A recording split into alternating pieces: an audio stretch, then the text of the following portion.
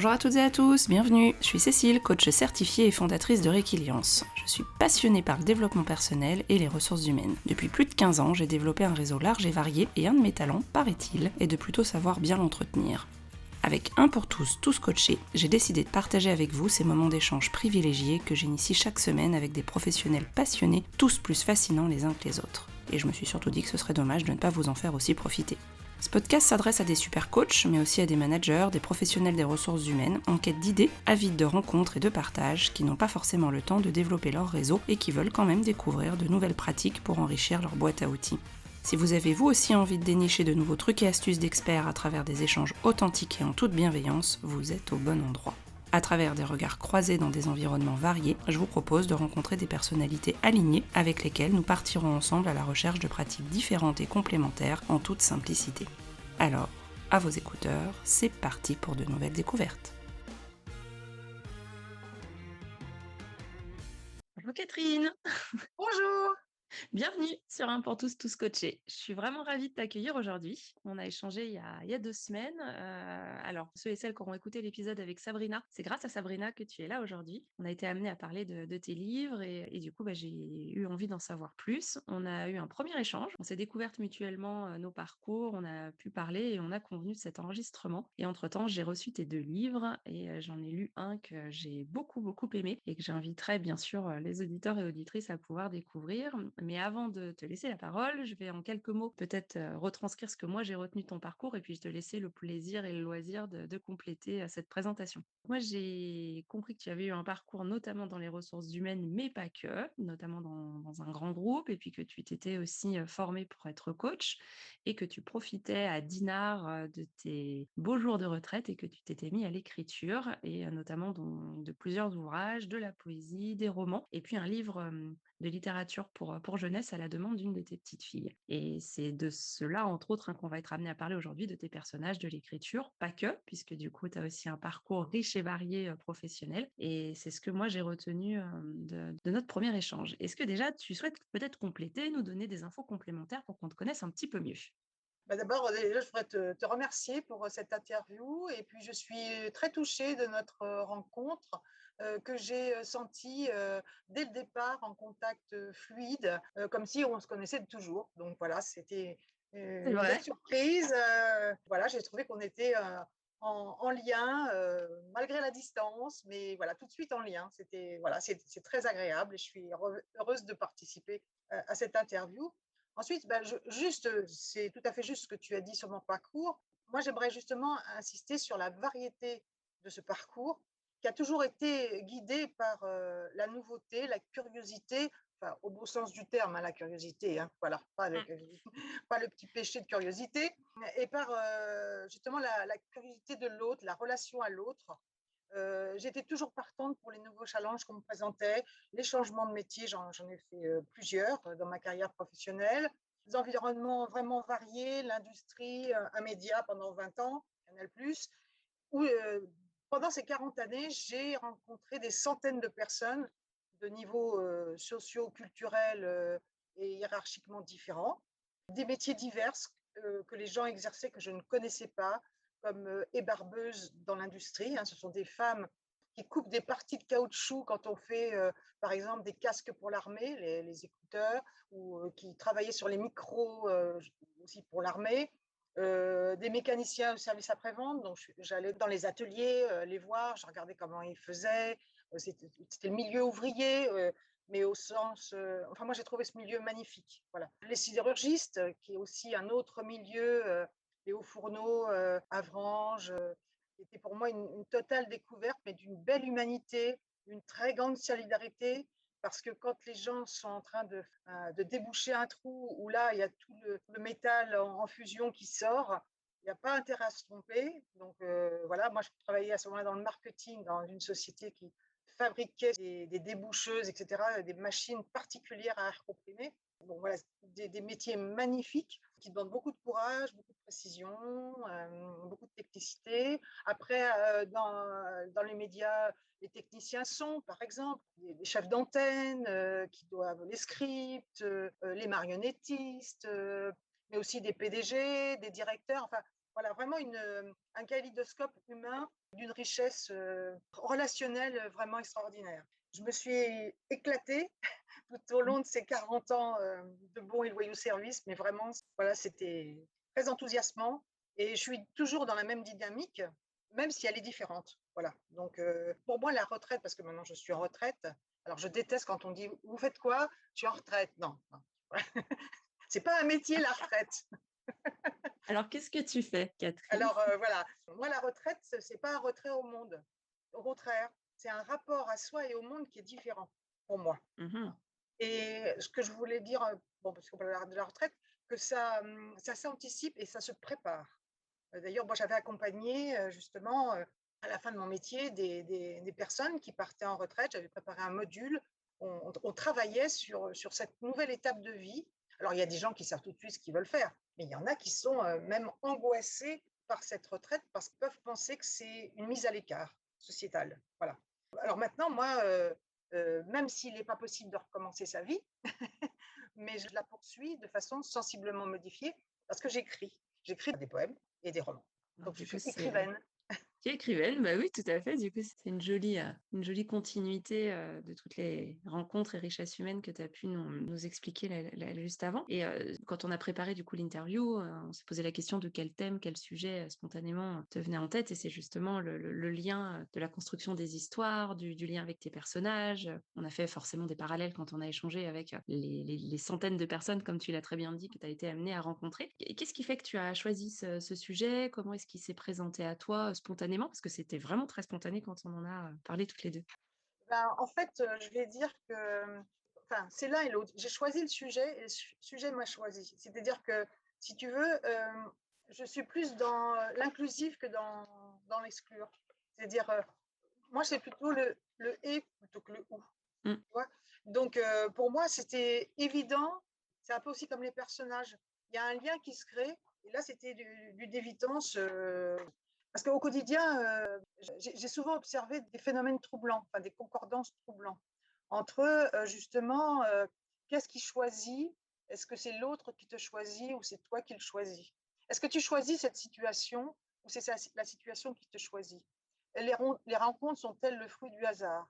D'ailleurs, dans les ouvrages, c'est un peu en filigrane cette histoire de hasard de rencontre. Tu as dû le voir dans le Mmh. premier. C'est pas Tout un à fait. hasard si Sodane avait frappé à sa porte. C'est que Ouais. derrière, il y a quelque chose. Et ça m'a toujours subjuguée. Et ce qui m'a fait réfléchir aussi, c'est l'intention que l'on met dans sa vie, dans ses actes. Justement, est-ce qu'on sème pas les choses ou les actes qui font que on va rencontrer telle ou telle personne. Et Mmh. voilà. Donc, moi, je suis plus convaincue dans la mise en harmonie de notre cerveau dans le but à atteindre. Tu as évoqué tout à l'heure que j'étais en Bretagne, à Dinard. Avant, on était en région parisienne pour les histoires d'école, d'études, de travail. Et Mmh. puis, moi, je ne me sentais pas tellement, au moment de ce changement de vie, voilà, d'arrêt de l'activité professionnelle, en dehors du fait que j'étais complètement HS, voilà, à la sortie. Mais voilà, il y avait quelque chose qui était où j'étais pas à l'aise. Et en fait, je me suis demandé pourquoi. J'étais pas vraiment alignée. Et j'ai beaucoup creusé, réfléchi. En fait, on allait en vacances souvent en Bretagne. Et tout d'un coup, ça m'est venu comme une évidence que ma place n'était plus là-bas, en région parisienne, Mmh. malgré qu'on avait toute notre famille, nos amis, etc. Donc, c'était vraiment voilà, l'enracinement était familial, mais pas géographique. Mmh. Et en fait, je me suis dit que voilà, il fallait que je parte. Donc, j'ai entraîné mon époux dans mon projet. Et en fait, en mettant ça dans ma tête et en perspective, le cerveau a su qu'il devait aller par là. Et tout s'est enchaîné normalement.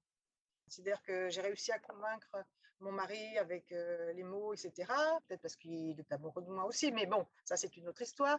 Mais aussi parce que bon, j'ai dit à mon cerveau, voilà, c'est ça le projet, c'est ça maintenant, on met le temps qu'il faut, mais on y va.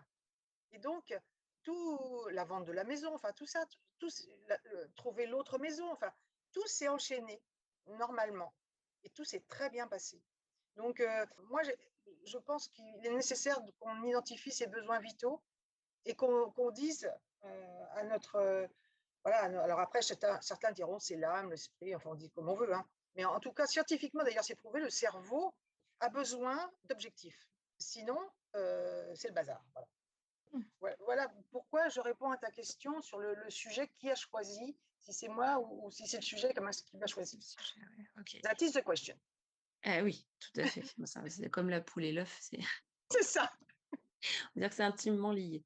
Comment est-ce que tu es, arrivée à écrire? Quel a été le déclencheur? Est-ce que c'est venu progressivement? Enfin, qu'est-ce que tu peux nous en dire de Alors j'avais déjà écrit des poèmes étant jeune, voilà, quand j'étais amoureuse ou malheureuse ou avec des états d'âme. D'ailleurs, je trouve qu'on écrit mieux, enfin, personnellement, j'écris mieux quand, j'ai un peu le bourdon, surtout les poèmes, hein.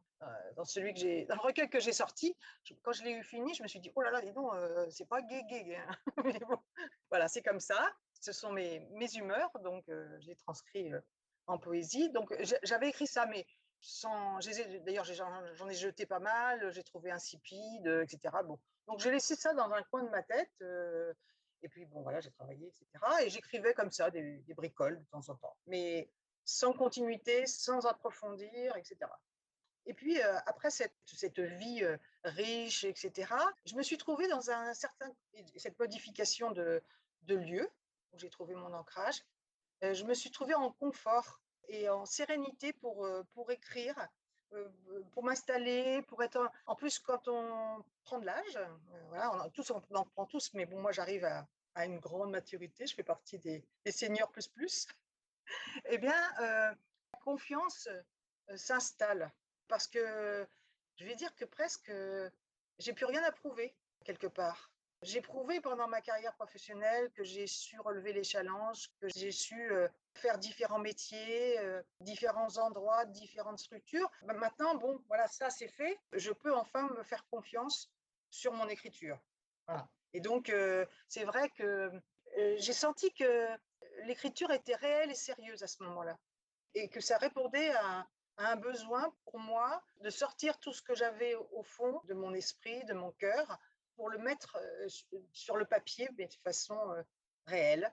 D'ailleurs, mon époux mmh. m'a toujours encouragée dans tous mes jobs, y compris dans celui-là. C'est mon fan premier. Et puis, j'ai rencontré un éditeur local qui, lui, m'a donné confiance en mon écriture poétique, que j'avais pas du tout, par contre. J'avais beaucoup plus confiance en l'écriture romanesque, les récits, que sur la poésie. Et lui m'a guidée dans cette démarche-là. Il m'a permis de sortir mon premier recueil. OK, donc être à l'écoute de ses besoins, puisque c'est ce que tu nous as dit tout à l'heure, comme quoi c'était important pour toi, donc tu as su être à l'écoute de ton besoin et ton envie Mmh. d'écrire et puis tu as été guidée ou en tout cas accompagnée, pour pouvoir avancer dans cette voie-là.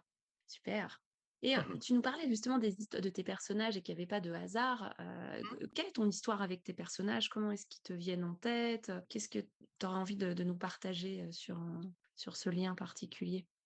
Certains personnages sont, enfin, ça va paraître drôle, hein, mais n'appelez pas les hôpitaux psychiatriques, sont venus me chercher, en fait. Mmh. Voilà.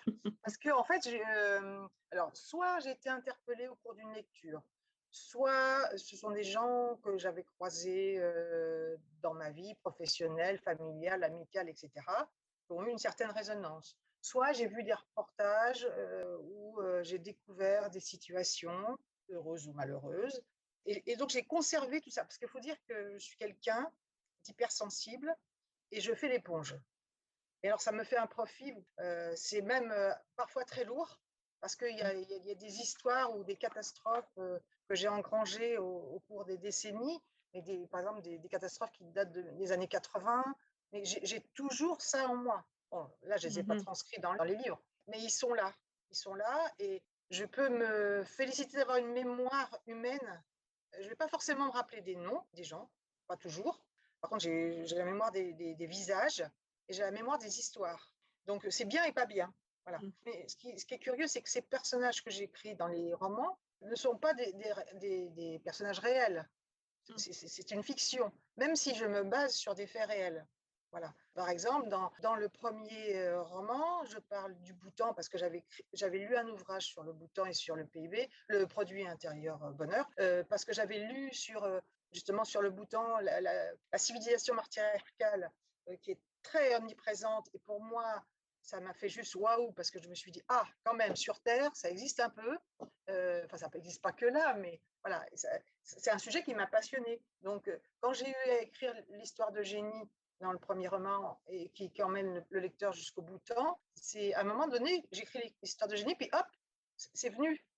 C'est venu parce que ça a un sens dans l'histoire. Mmh. Enfin, je ne vais pas tout dire là parce qu'il faut laisser la surprise, mais Oui. ça a un sens entre l'espèce de prison dans laquelle elle est Mmh. vis-à-vis de sa mère, de son père décédé, etc.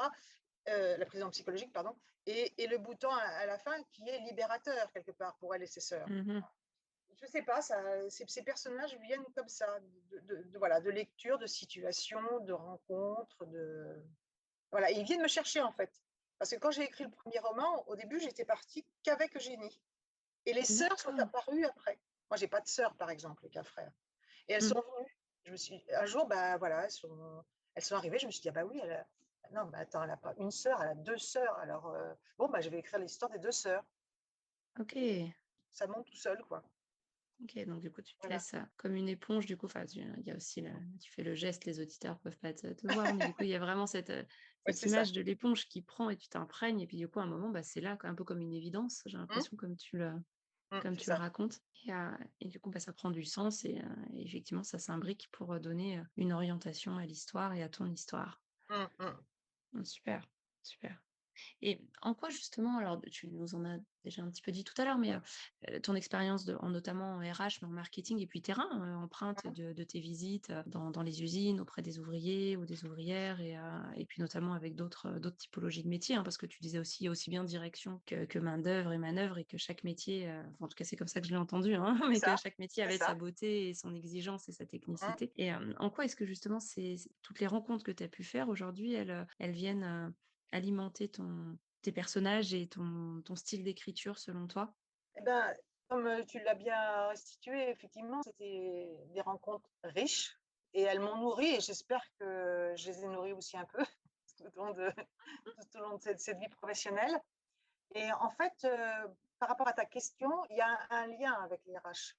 C'est-à-dire Mmh. que dans le métier de RH que j'ai fait, que mobilité, développement, accompagnement de plans sociaux, voilà, enfin, j'étais vraiment au cœur de l'humain.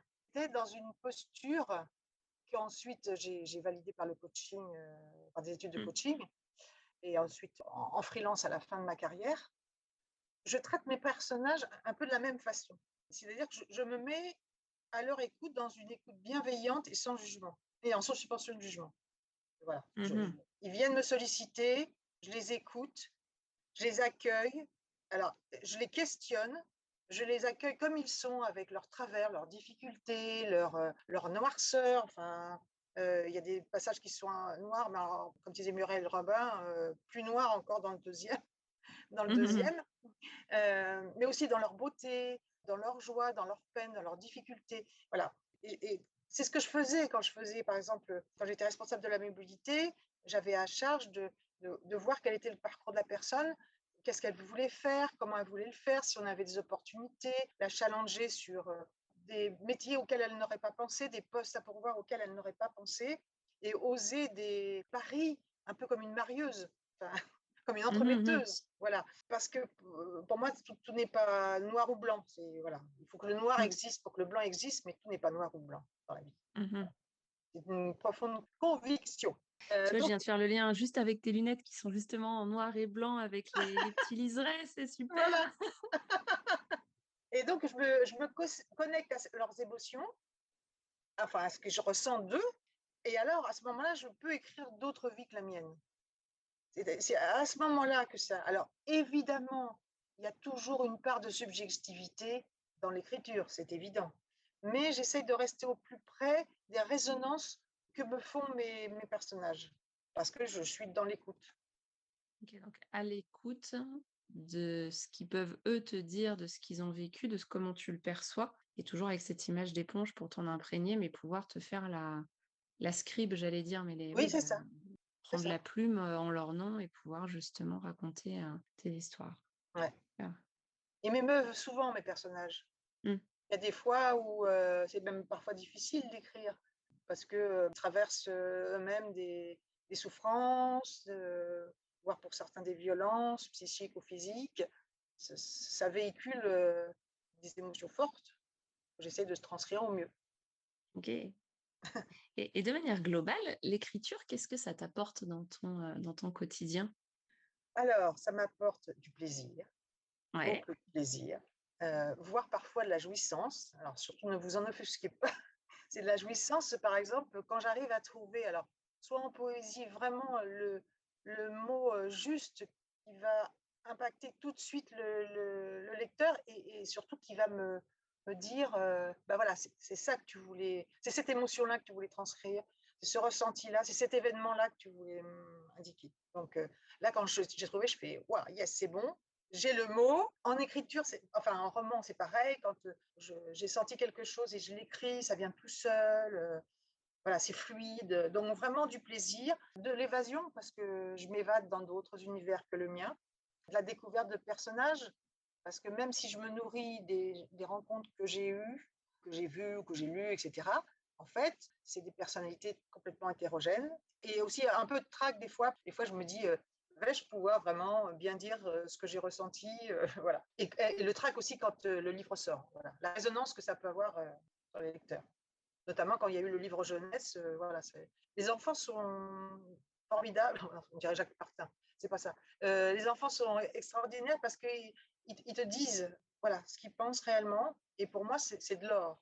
Parce que parfois un adulte va dire: «Bon, moi je la connais, je vais lui dire, c'est gentil, tout ça», bon. Ou un lecteur va dire, moi j'en ai un ou 2 qui vont dire: «Oh non, j'ai pas du tout aimé, autrement parce que ça m'a pas fait écho». Bon, bah, voilà, ça se reçoit mais il va le tourner de façon, agréable. Généralement, les lecteurs sont agréables, même s'ils ne sont pas d'accord ou s'ils n'ont pas aimé.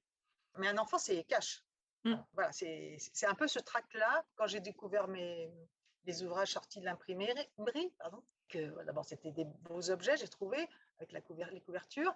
Et puis voilà, de se dire, ça y est, le bébé est là, quoi, mmh. prêt Ça à y être est, là, c'est partagé. arrivé. Mm. Ouais. Tu peux nous en parler un petit peu plus justement de ce roman jeunesse, enfin de cette histoire du coup, Oui, parce que c'est, un petit peu la genèse, je crois que c'est une histoire de famille aussi et je trouve qu'elle a aussi beaucoup de volontiers. sens.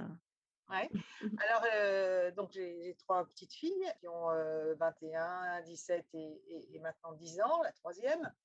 Et donc, la troisième me dit un jour, voyant les 2 premiers romans: «Mais mamie, tu écris toujours, des romans pour adultes, donc moi je ne peux pas les lire et en plus, toi tu sais bien me raconter des histoires, donc moi j'aime bien quand tu me les racontes par parole, mais j'aimerais bien que tu voilà, il faudrait que tu m'écrives un roman». «Ah bon, t'écrire un roman, mais» «Ah oui, oui, bah, tu écris une histoire, quoi». «Ah oui, OK, bon». Alors j'y avais jamais pensé, je me suis dit: «Oui, OK, je vais le faire». Donc, j'ai imaginé une histoire. Celle-là, elle ne s'est pas nourrie de la même façon que les romans pour adultes. C'est assez curieux, mais intéressant en même temps. C'est-à-dire que j'ai essayé de me pour le coup, c'est moi qui suis allée presque chercher le personnage. Je me suis mis dans la tête alors pour le coup, là, c'est un petit garçon. Justement, j'ai évité d'aller dans la tête d'une petite fille parce que je me suis dit après, peut-être y avoir trop de similitudes subjectives. Je me suis mis dans la tête d'un petit garçon de 10 ans. Il est venu me parler, alors toujours pareil, du harcèlement à l'école. Donc parce que ce petit garçon, il est albinos et donc, il se fait chahuter par deux grands redoublants parce que voilà, t'es noir, c'est pas bien, t'es asiatique, ça va pas, t'es trop blanc, ça va pas non plus. Les enfants, quand ils ont envie, je parle de ça, toi tu as des enfants aussi, tu dois bien Mmh. comprendre, et les Mmh. auditeurs aussi, tout est toujours caution à se moquer. Hein. On se moque d'un prénom, on se moque d'un nom, voilà. Bon, tant que c'est de la moquerie, voilà, ça fait partie de l'éducation sociale que fait l'école. Dans la Mmh. cour de récré qu'on voit, ou dans la famille qu'on voit un microcosme de la société. C'est constructif. Mais quand ça devient du harcèlement, enfin, ça peut être destructeur et l'actualité malheureusement nous le dit. Donc ce petit garçon se faisait plus que chahuter. Et puis c'était un grand observateur des oiseaux, c'était un passionné d'oiseaux. Alors ça c'est parce que moi j'aime bien les oiseaux aussi, Mmh. et que je lis pas mal d'articles sur les oiseaux. Et je me suis aperçue que dans le monde animalier, et chez les oiseaux aussi, il y avait aussi des dépigmentations comme les albinos. Donc, mon imagination est partie là-dessus parce que j'ai beaucoup d'imagination. Enfin, oui, voilà, ça mouline là-haut. En fait, ce petit garçon est venu à observer un aigle blanc qui tournait autour de lui pendant plusieurs jours, plusieurs semaines. Et en fait, un jour de guerre lasse de se faire embêter à l'école, après la cantine, il voit encore cet aigle blanc tourner autour de lui et il décide de le suivre. Et cet aigle blanc s'en va dans la montagne et le petit garçon le suit. Et là, ça va être son aventure de fuite, mais qui va, évidemment, je rassure tout le monde, ça va bien se finir, il ne va pas se faire disputer, voilà, ça se finit bien quand même. Donc, mais ça parle à la fois, c'est comme un conte, Mmh. mais c'est un conte, je ne vais pas dire éducatif, c'est pas le mot, l'adjectif ne me vient pas, mais éduquant ou qui autorise à parler et qui Mmh. est aussi, il faut du courage pour partir. Ce petit garçon est très courageux parce que d'une part, il sait gérer sa différence et aussi, c'est une sorte d'appel au secours, cette fuite. Mmh. Voilà, voilà, voilà. Et Mmh. alors, donc, ah oui, ce que je voulais le rajouter, donc ça, c'était ma Mmh. petite fille. La cadette, je lui ai demandé de faire la couverture. Et donc, c'est Mmh. elle qui a fait le dessin de la couverture. On voit l'aigle blanc au-dessus des montagnes et le petit garçon en ombre un peu, voilà, comme une Mmh. ombre. J'ai Une beaucoup de jolie plaisir à histoire écrire. aussi. Ouais. Et pour l'histoire aussi, on m'a demandé la suite. Oui, d'accord. Donc c'est en cours, c'est ça? C'est en cours, oui. OK. Ça fait conte inspirant comme tu disais, enfin à la fois incitatif et inspirant Mm, pour mm. justement nourrir, et puis les adultes restent quand même des grands enfants aussi, Oh donc oui. ça Mm. doit parler, j'imagine aussi. Ben chouette, merci pour, ce partage de cette belle histoire-là aussi. Tout à l'heure, tu as parlé d'alignement, tu as dit que c'était important d'être aligné, tu as fait un geste, bon, que je fais très souvent, hein, tête, cœur, corps, hein, en Voilà, étant c'est ça. aligné. Qu'est-ce que ça signifie pour toi être aligné? D'abord, justement, parce que tu parles de signes, là, alors, parce Oui, qu'évidemment, nous, on se voit. Bon, et oui. donc, j'ai fait les signes, voilà. Mais pour moi, c'est quand les. Parce que c'est quoi l'alignement? Pour moi, c'est quand les tensions sont quasi inexistantes, pardon, messieurs, dames, je bafouille, et laissent place à une sensation de bien-être Mmh. dans l'esprit, dans le corps, une espèce de légèreté parfois fugace, mais parfois installée. Pour moi, quand je suis alignée, c'est parce que je suis en connexion totale avec mes besoins vitaux. Voilà. Mmh. Et que dans telle ou telle situation, je sens que je suis dans le plaisir. Alors, le bonheur, c'est tellement fugace. Ou alors, il faut le prendre dans sa globalité sur toute une vie. Est-ce que j'ai été heureux ou heureuse dans ma vie? Mais puis après, on pourrait débattre sur qu'est-ce que le bonheur, hein. Alors, sinon, il va falloir plus d'une heure et on n'est pas là pour ça. Mais c'est ça pour moi. Et même, je me sens alignée quand je sens une verticalité corporelle en même temps. C'est-à-dire que, OK.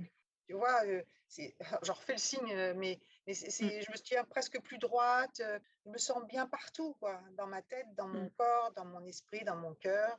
Voilà, c'est parce que je suis en accord avec tout ce qui m'entoure, mmh, avec à la fois les personnes, les lieux, les situations, l'histoire. Ça demande une grande disponibilité, je trouve, mmh. d'être aligné à soi. Enfin, la disponibilité, ça demande du temps, ça ne se fait pas comme ça tout de suite. Enfin, peut-être qu'il y a des gens qui arrivent à être alignés très jeunes et très tôt, je ne sais pas, hein. Mais pour moi, ça m'a demandé beaucoup, beaucoup, beaucoup de temps, des années. Et Voilà, c'est et en ça. quoi l'écriture, elle te permet justement d'être alignée?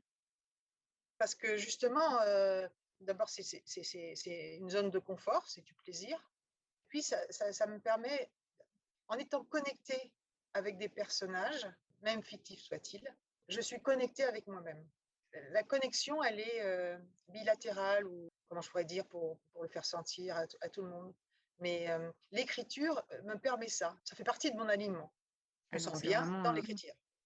Dans un l'écriture, pardon. élément qui te permet d'être toi-même et d'être aligné. OK. Mm. Une question aussi que j'aime bien poser, hein, sur, un pour tous, tous coachés, c'est la question d'être soi-même. Quel Mhm. conseil est-ce que tu donnerais, pour être soi-même? Qu'est-ce qui te semble important, toi? Je ne sais pas si c'est un conseil, mais moi, ce que je trouve le plus juste, on a tous été enfants, garçons, petites filles. Voilà. Et souvent, on l'oublie. Et moi, je trouve que se connecter avec l'enfant, le petit garçon, la petite fille qu'on a été, c'est là où moi, j'ai trouvé les plus grandes réponses. Ou quand je coachais des personnes, j'arrivais à les faire connecter ou à leur faire penser à ça. Pas forcément en séance, mais tu vois, je leur disais, «Vous étiez quoi comme petit garçon? Vous étiez comment? C'était quoi vos rêves, vos envies?» Allez un peu chercher, au fond de vous-même, ce que vous avez été. D'ailleurs, souvent, même en recrutement, on regardait, tu sais, il y a des physionomies aussi. Tu Mmh. sais bien qu'un tel, il va pas faire, animateur de variété, hein, il va être plutôt dans la comptabilité enfin voilà, parce que même sur le physique, ça se voit, je trouve. Et donc moi, enfin, c'est pas un conseil parce que c'est difficile de donner des conseils, hein, parce que chacun est différent, chaque situation est Mmh. différente. Tu sais, des fois, on dit si j'ai toi, je ferais ci, je ferais ça. Ouais, sauf que bah, t'es pas moi. Donc, Mmh. le conseil, et ça peut être une orientation. Bah, tiens, va lire tu pourrais lire telle lecture. Ou quand moi, je disais, bah, écoutez le petit enfant qui est en vous. Voilà. Mais on pose la petite graine et c'est tout. Voilà, on peut donner un conseil de jardinage, un conseil Oui. de bricolage, mais un conseil de vie, moi, je Mmh. suis un peu sceptique. OK, Voilà, très bien. voilà. Donc, on peut se faire aider après par un coach, hein, comme des gens Ouais. comme toi, hein, par Mmh mh. des lectures philosophiques. Il y a plein de chemins, finalement, Mmh. qui mènent à Oui, soi. il y a plein de possibilités pour être son propre jardinier, mais Mm. on peut récolter les graines d'autres personnes et pourquoi pas de certains personnages de certains livres, si je veux Oh, aussi, filer le merci. le lien. Ouais, Et justement, en termes de livres, donc, je mettrai bien sûr, les liens vers ton site pour pouvoir, commander, tes livres, que les merci. les les auditeurs et auditrices Mm. puissent, voilà, prendre connaissance aussi de ton univers et de tes ouvrages. Est-ce que toi, il y a des livres, un livre ou des livres d'ailleurs que alors soit des livres du moment, soit des livres qui t'ont inspiré, soit des livres que tu aimerais, partager avec nous? Oui, tout à fait. C'est ça qui a été difficile, c'est faire le choix. Mais bon, je vais vous donner mon tiercé gagnant. Tout d'abord, la trilogie du Bonheur au travail, qui est un ouvrage collectif paru aux éditions Les Passagères. Les auteurs nous donnaient un regard sur le monde du travail et de façon différente, avec grand sérieux, mais aussi beaucoup d'humour. J'ai énormément ri en lisant ce livre, qui était très juste au niveau du milieu professionnel et de cette aventure qui part d'un stagiaire jusqu'à la fin où il va devenir PDG. Donc, on voit toute l'évolution de ce héros des temps modernes, qui s'appelle Jube, qui est très attachant. En plus, il y a des parties sur sa vie privée qui collent énormément à notre contexte actuel. Et sur ce mode professionnel, c'est vraiment une réflexion très élaborée avec cette écriture à plusieurs mains. Ça se lit comme un roman. Emmenez-le à la plage, offrez-le. Vous ferez à la fois un joli voyage d'aventure et des connaissances et des conseils aussi sur cette réflexion professionnelle traitée toujours avec sérieux et humour. Vraiment, je vous le recommande. C'est Sabrina Michi qui me l'avait offert et conseillé. Et vraiment, voilà, c'est vraiment un coup de cœur pour moi. Alors, il y a un livre du moment que j'ai fini, mais je reviens un petit peu en arrière, qui était un cadeau et que j'ai beaucoup apprécié, qui s'appelle Agir et penser comme un chat de Stéphane Garnier. Quand il est sorti, je n'avais pas pris garde. Cet auteur a noté une quarantaine de comportements chez le chat qu'il transpose à l'être humain après avoir observé son chat. Et donc, moi, je trouvais ça assez étonnant, amusant, apprenant, efficace. Et en fait, ce qu'il nous dit, c'est si votre meilleur coach pour vivre au quotidien était un chat. Moi, ça m'a étonnée. Un jour, on m'a demandé en quoi je voulais me réincarner. J'avais dit un chat, donc peut-être que ça a une résonance particulière pour moi. Mais voilà, parce que ça me fascine le monde félin. Mais voilà, je recommande cette lecture. Vraiment, elle est vraiment impressionnante, facile et OK. impressionnante. Voilà, et apprenante. Et puis sinon, un livre que j'aime beaucoup, que j'ai relu, qui est sorti, je crois que c'est l'année dernière ou l'année d'avant, c'est La Panthère des Neiges de Sylvain Tesson. Magnifique, sublime ouvrage. L'auteur, Sylvain Tesson, il accompagne un photographe que j'adore, qui s'appelle Vincent Munier, qui est un photographe animalier. J'avais acheté un ou deux ouvrages de ce photographe, immense photographe. Et donc, ils partent en expédition au Tibet pour aller apercevoir une des dernières panthères des neiges. Donc, ils vont rester des heures, des jours entiers cachés dans les neiges, etc., pour arriver à la photographier. Et donc, Sylvain Tesson écrit ce qu'il ressent en accompagnant. Et il pose beaucoup de questions existentielles au cours de ce roman. Il apporte ses réponses singulières, forcément. Mais en fait, il ouvre un peu la boîte, pas la boîte de Pandore, mais il ouvre la réflexion de tout chacun voilà, sur la fragilité du monde, voilà. Enfin, moi c'est un coup de cœur. Mmh. C'est un coup de cœur du coup que Ouais, tu c'est nous un coup de cœur. conseilles. OK. Mmh. Ouais, mais super. En tout cas, je les mettrai aussi en référence dans les notes de l'épisode. Un pour tous, tous coachés, c'est aussi un podcast de réseau puisque tu Oui. viens alors par le réseau, puisque c'est Mmh. par Sabrina que j'ai le plaisir de te Mmh. connaître et d'enregistrer aujourd'hui. Comment est-ce que tu entretiens ton réseau, toi? Le réseau, pour moi, c'est essentiel, notamment, quand on travaille. Mmh. Parce que, en fait, on fait partie d'un ensemble, d'un microcosme professionnel, mais en fait, on se rend compte que, j'ai dit microcosme exprès, parce que Mmh. finalement, je me suis rendu compte que les métiers étaient assez, clos, que parfois tu rencontres quelqu'un, qui a déjà œuvré dans tel ou tel autre métier. Sinon, voilà, on est quand même tous ou dans les RH ou dans le management ou on est dans des bulles, dans des sphères. Et en Mmh fait, mh. la porosité existe et elle existe justement par le réseau.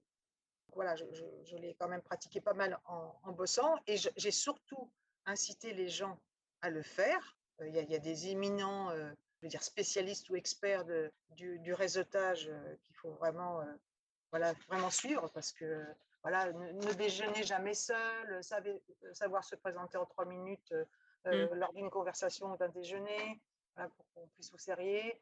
Si vous avez un contact, vous devez en ramener 3. Du Oui, basique, mais des quelque essentiel quand chose qu'on même. entend, ouais, tout à Voilà. fait. Mmh. Et moi, en fait, bah, je réseaute aujourd'hui, via les salons du livre, via une association des écrivains de Bretagne.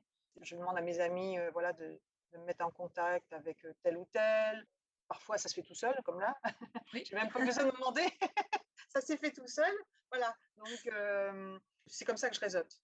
Enfin, Ouais. que je vais vivre mon réseau, pardon. Et tu fais vivre ton réseau, ouais, tout à fait, avec à la fois des conseils, qu'on entend, beaucoup, dans le domaine, Professionnel. professionnel, hein, que Mmh. tu nous as partagé, mais aussi, au gré des rencontres et puis oui, de profiter de personnes qui peuvent t'introduire ou t'introniser, Mmh mh. auprès de d'autres personnes. Super. Dans la continuité de tout ce qu'on s'est dit, est-ce qu'il y a un thème en particulier qui te semblera, intéressant à creuser, justement sur, notamment le podcast, mais aussi sur tout ce qu'on a pu se dire, aujourd'hui? Bah, oui, parce que, moi j'ai une phrase enfin une idée ou une phrase, je crois que c'est Albert Camus qui disait ça: «Tout homme est projet» Mmh. et donc pour moi la grande question c'est, on va revenir à la poule et l'œuf, hein, tout à l'heure tu disais. Ouais, bah, c'est bien comme C'est-à-dire, ça on va faire la boucle.